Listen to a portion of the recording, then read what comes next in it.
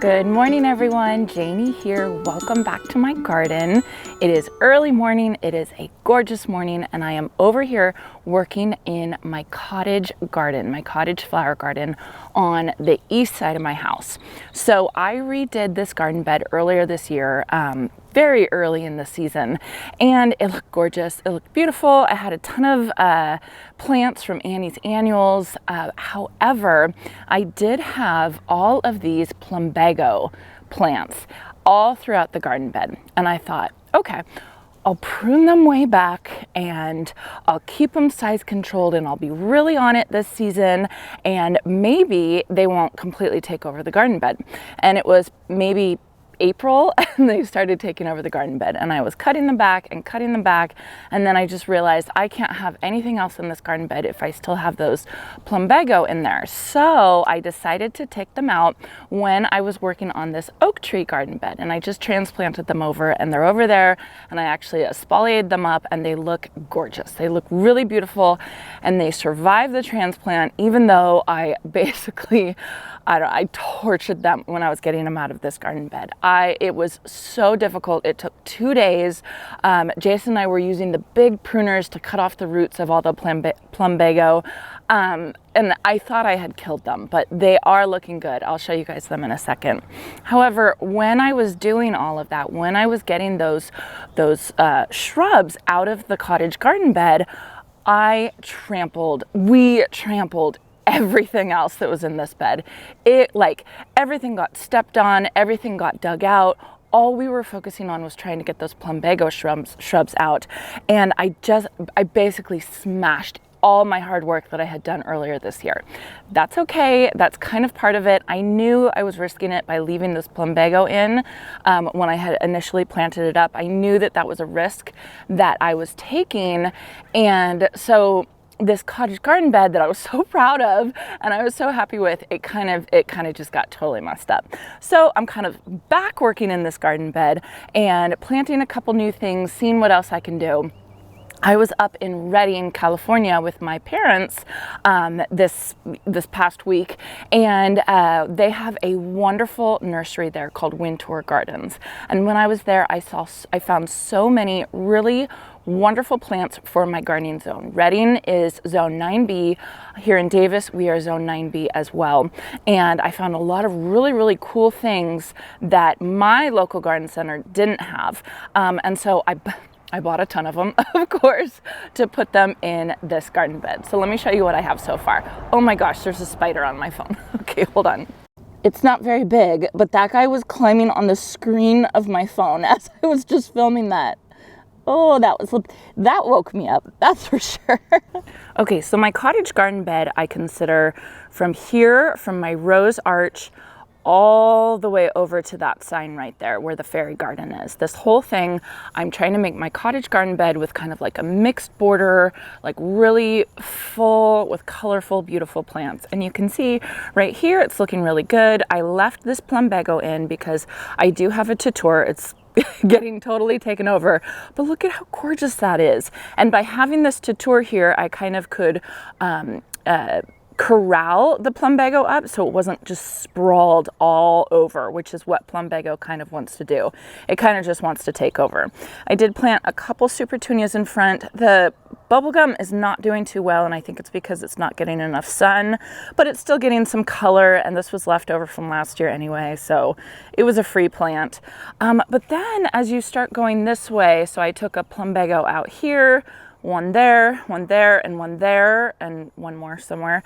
And everything got trampled. It was a mess. And I was pretty disappointed, but it was okay. It was fine. So over here in the oak tree garden bed that's looking absolutely beautiful, everything is doing really well.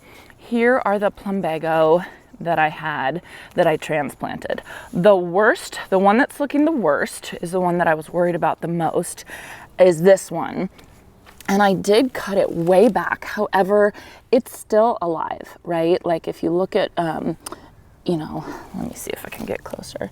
if you look at where I cut back, I pruned it, but then it's still green kind of below here. So I think that giving it another season, you know, just for it to reestablish, I think it'll pop back. I think it'll be fine. And then this one right here is even starting to flower. So they are hardcore plants, I am telling you. Okay, so then back to my cottage garden bed. It's just looking a little rough, I'll say.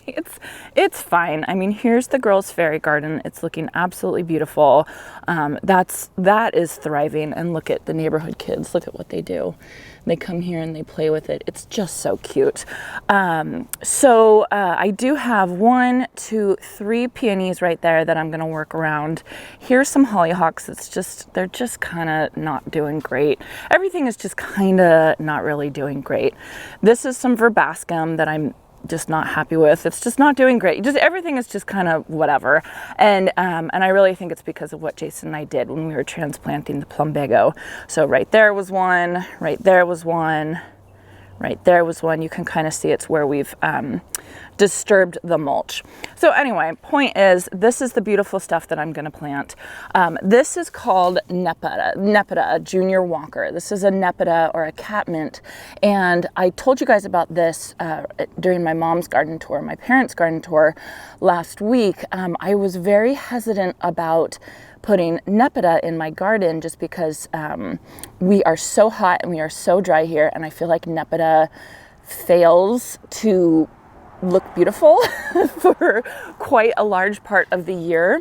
And I think that that's because a lot of Nepeta is just hardy to zone 8. There's Walker's Low, which is another variety that I'm just not a huge fan of, but this is called Junior Walker Nepeta, and it's hardy to zone 9. It gets 18 inches tall and 30 inches wide, and I just am drawn to this Nepeta. I just think it looks so pretty, and you could see I bought a whole flat of it and one over there from Winter Gardens, and I think it will look absolutely beautiful in the cottage garden.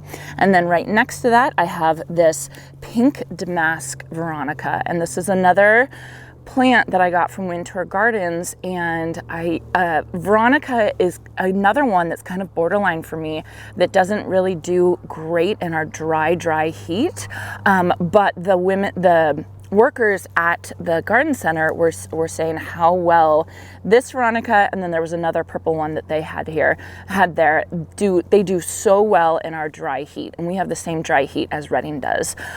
So I bought a whole bunch of those. My mom and I basically bought the store out of this Veronica, and then I even went back a couple days later, right before Jason and I left, and bought one more. I found they restocked with one more, and I bought it. So I apologize to everybody in Redding that I cleared the shelves at Winter Gardens, but isn't that going to be beautiful? And I'm going to plant that around this limelight hydrangea I have. So I just went to my parents' house and we planted up their Tour garden bed, which is right by their master bathroom. And one of the things I had planned there was to put limelight hydrangeas, and 3 of them. And I found this one at my local garden center, and I had been holding it for my mom in my backyard. However, we had one really hot heat wave where it got up to like 106, and I just didn't go outside. I just didn't take care of the plants, and you can see what happened. I left the plants out in that hot burning sun, and it scorched all the leaves. So I felt really bad, and then we ended up going and getting another one from my mom's garden, so she didn't have to have a limelight with scorched leaves. This is not going to be a problem at all. By next year, you know, all the leaves will fall off this winter, and then by next year they'll have all new leaves. But I just didn't want to plant a limelight with scorched leaves in her new garden bed. So I took it home, darn, and I'm gonna put it right there, which is where one of the plumbagos were, and then I will surround it with the Veronica and the Nepeta, and I think that will be really pretty. Right here is a Sem False Spirea.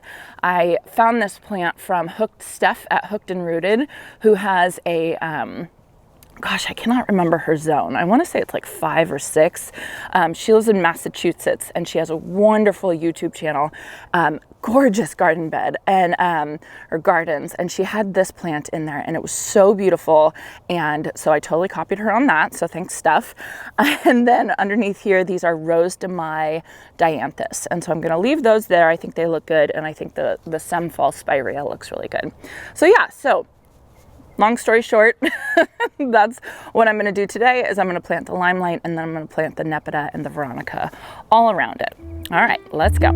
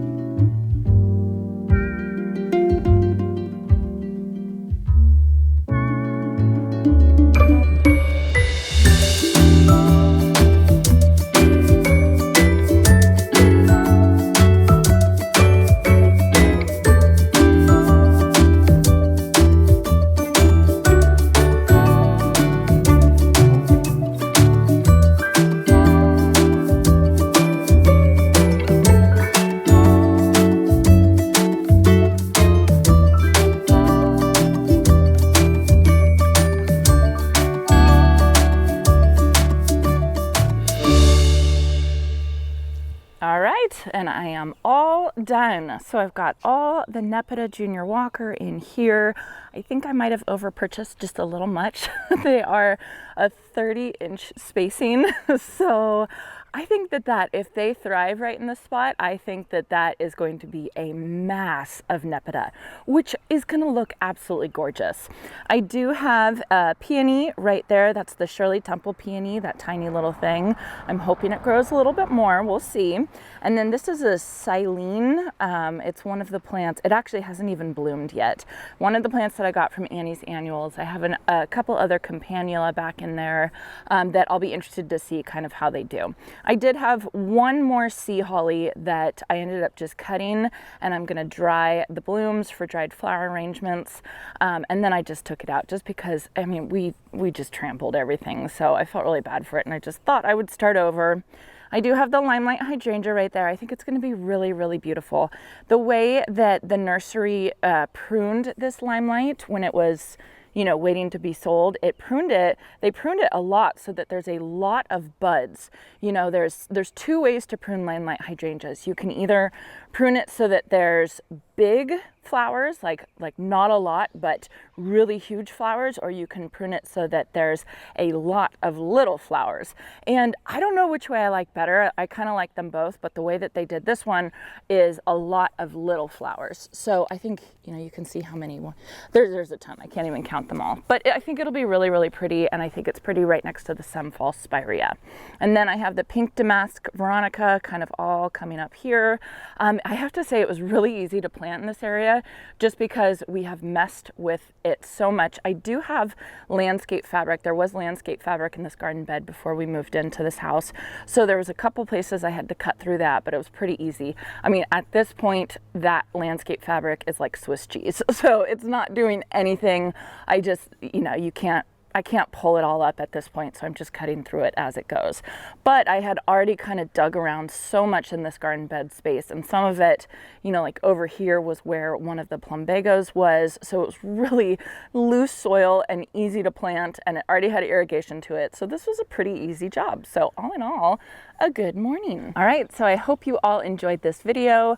I'm going to be continuing to add to this cottage garden bed. Again, it's just one of those things, the first round of planting that I did in this garden bed, about half of it thrived and half of it didn't do very well, and that's really because I tend to push my planting selections, and I'm pushing it in this garden bed because this is an east-facing garden bed, so it only gets morning sun. So technically it's a full sun bed, but it's not like a blasting hot sun, full sun bed. So we'll just see how these plants do. That's part of the fun, is just seeing what's gonna thrive where and what's not gonna work there. So hopefully these new additions will work really well. I will definitely keep you guys updated, and I hope you all have a chance to get into your garden today.